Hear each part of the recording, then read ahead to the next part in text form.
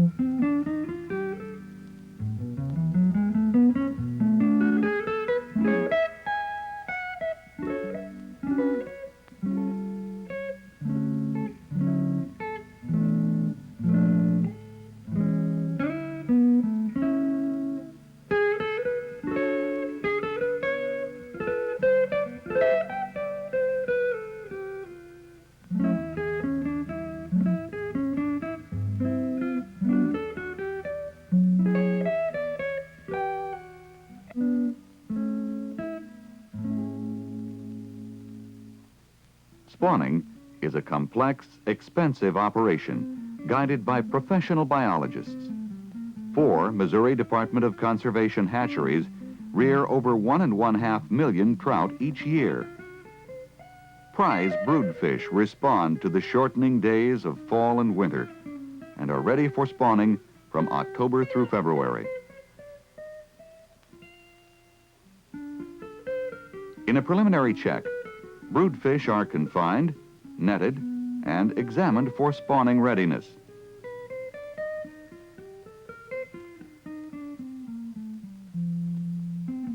The hooked lower jaw of this 7-pound fish labels it a male. Such broodfish are the result of many years of careful selection.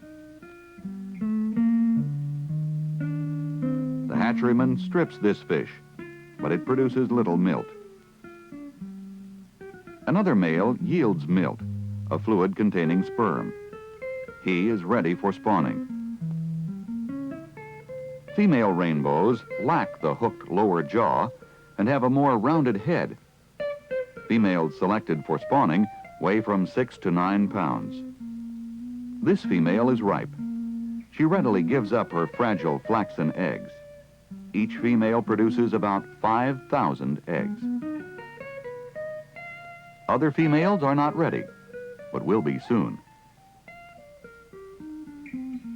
As the season progresses, more broodfish come into spawning condition. When the bulk of the fish are ripe, they are once again seined. Those ready for spawning are held and will soon be stripped for eggs and milt. Fish not yet ready are released. Hatcherymen, hands numbed by the near 50-degree water, have a hard time holding the slippery fish.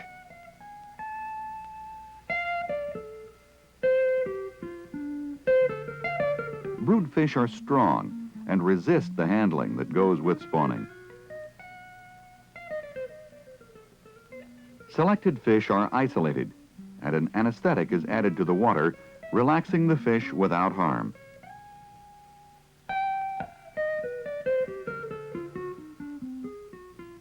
eggs are gently stripped from the females, put into a sample dish, and examined for ripeness. The new eggs are soft and irregularly shaped. These ripe eggs are placed in a collecting pan for fertilization. A male is brought up, his milt added to the ripe eggs, and fertilization occurs.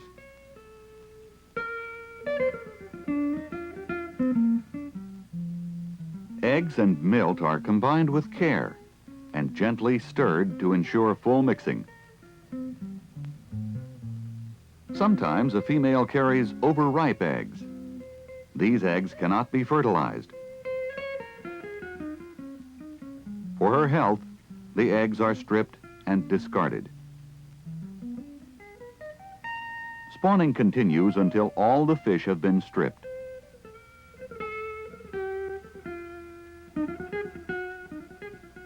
After fertilization has taken place, the eggs are washed of any debris that has accumulated on them.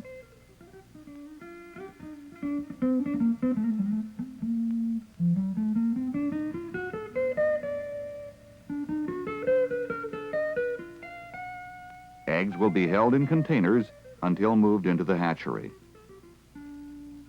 Weight of the female is related to the number of eggs spawned. Production records are kept.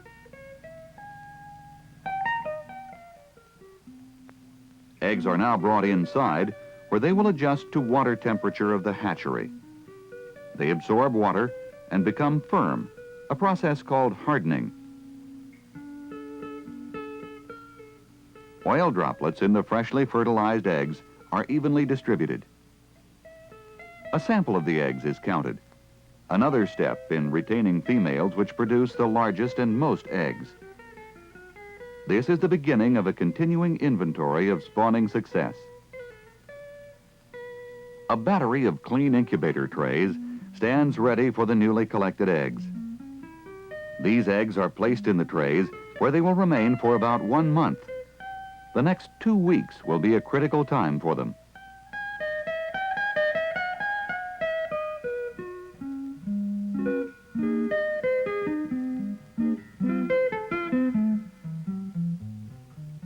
A constant flow of clean water is circulated over the eggs.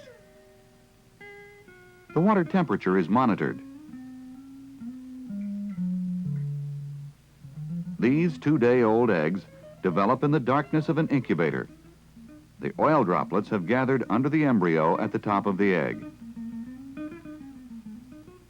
As days pass, important changes are occurring. When tiny dark eyes can be seen, the eggs are known as the eyed stage. Blood vessels are forming. The embryo starts to draw nourishment from the egg yolk. After the 2 critical weeks have passed, it is safe to handle and clean the eggs. Sediment and some fungus in the water have gathered on the eggs. Clean water is used to rinse them.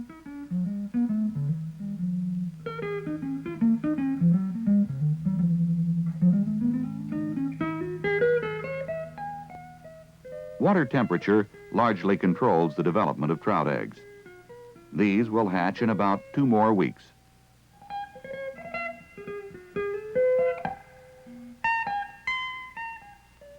The gentle rush of an Ozark stream seems remote from the confines of a hatchery tray. Yet, that is the destiny of these tiny embryos. Our much-sought trout fishing hangs delicately on the skills of the hatchery manager and the willingness of nature.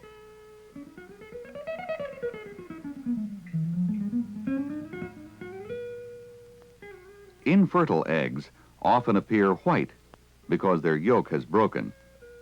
They are removed from the incubator trays. Fungus, which attacks some of the dead eggs, might spread to healthy eggs and ruin them.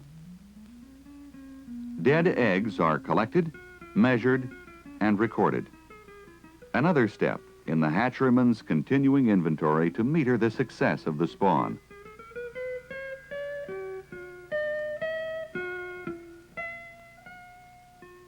To retard fungus, a carefully measured solution is circulated through the hatchery trays.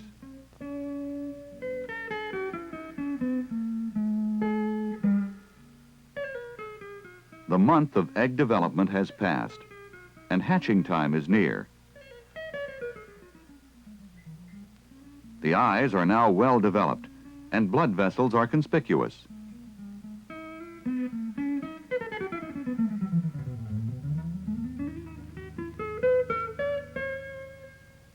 The heart is visibly pumping blood throughout the egg and embryo. The embryonic trout is actually turning within the eggshell. Transferring the eggs from the incubators to hatching trays gives another opportunity to clean them. At this stage, they can be handled without damage. Green algae that have accumulated on the well-developed eggs are rinsed off. It is the good care and continuing refinement of techniques that makes trout rearing at Department of Conservation hatcheries a success. And success at this stage determines how many trout Missouri anglers will cast for in the future.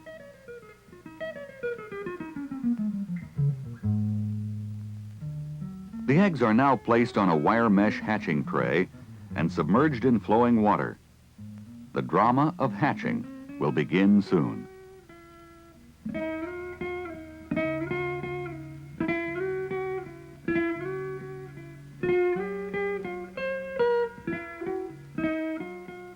There is a continual toll of eggs, though good hatchery care has kept the loss to a minimum.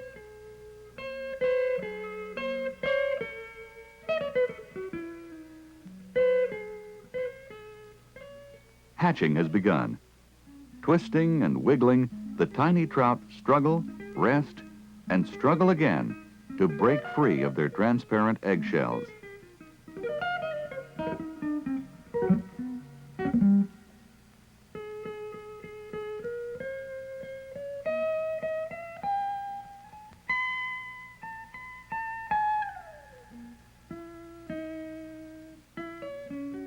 Once freed, the hatchlings delicately drift through slits in the hatching tray and come to rest on the bottom of the trough.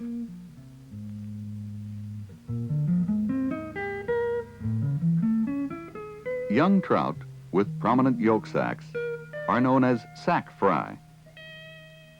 The globular yolk sac will furnish energy and sustain the fry for 2 weeks. As the yolk is consumed, the fry begin to swim up from the bottom and are known as swim-ups.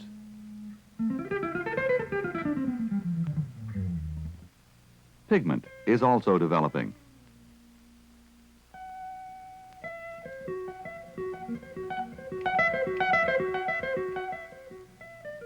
Now the fry begin to look like sleek, colorful rainbows. They graduate to fingerlings as they become stronger swimmers. The fingerlings must be fed by hatcherymen. Feeding will continue until the fish are released. Fingerlings are fed every half hour with a small-size commercial food. It is high in protein. The small trout are netted, and the measuring process that began with eggs continues. It is necessary to anticipate the amount of space and food these growing fish will need in the hatchery system. A sample of the diminutive trout is counted gently. In spite of good care, problems sometimes occur. Disease may attack the fingerlings. These have developed a bacterial gill disease. A solution of medication is prepared. It is this kind of meticulous care that makes trout rearing expensive.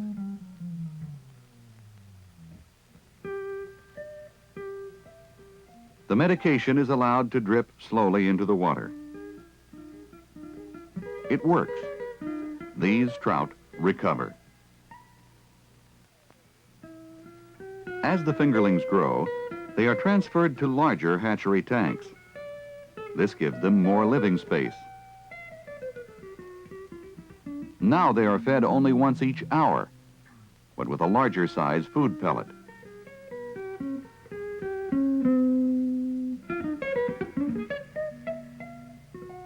Weighing and counting samples of the growing fingerlings continues. Armed with this information, hatcherymen can raise the best trout in the most efficient way.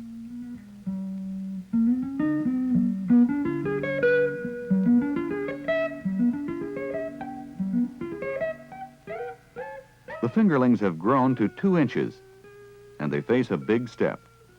It is time to move them outdoors.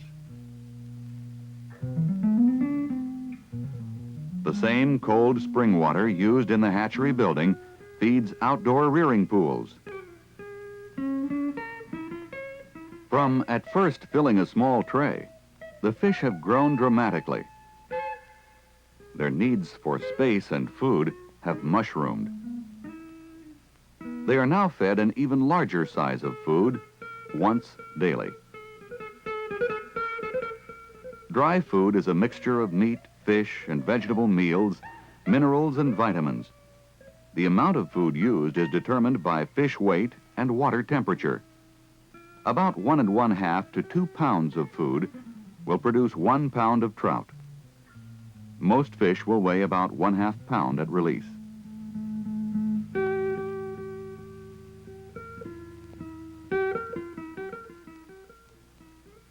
After almost a year of care and feeding, the trout's time in the hatchery comes to an end.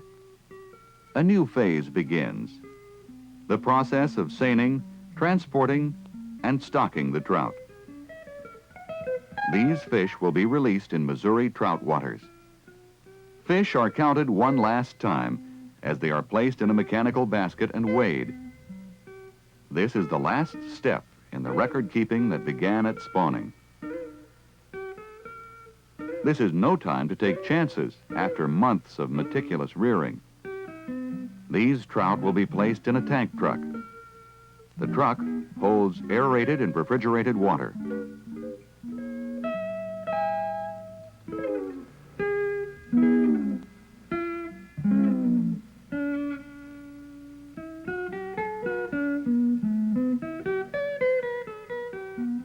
The fish have grown about 1 inch each month and are now at least 10 inches long.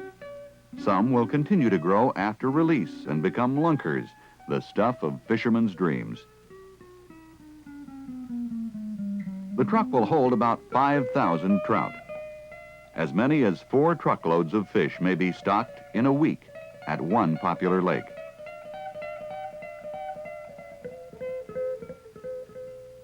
The trout are transferred to holding compartments in a special boat.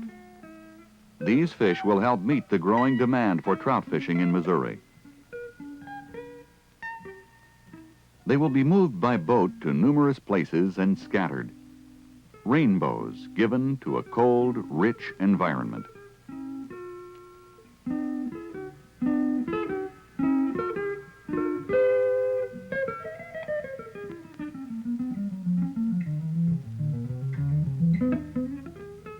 A similar but smaller releasing operation is underway at 4 trout parks, where fish are netted and stocked each evening in cold spring branches. The number of trout stocked varies because stocking is based on the expected fishing pressure for the next day.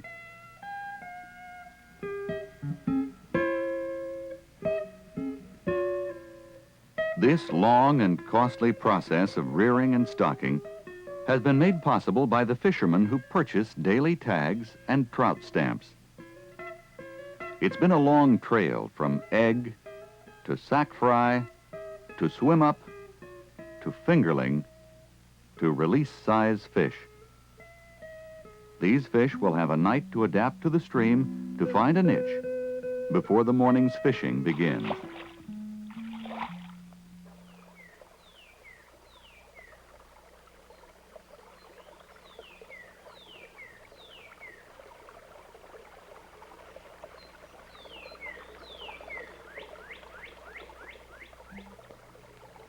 The trout fisherman's medium of exchange is hope.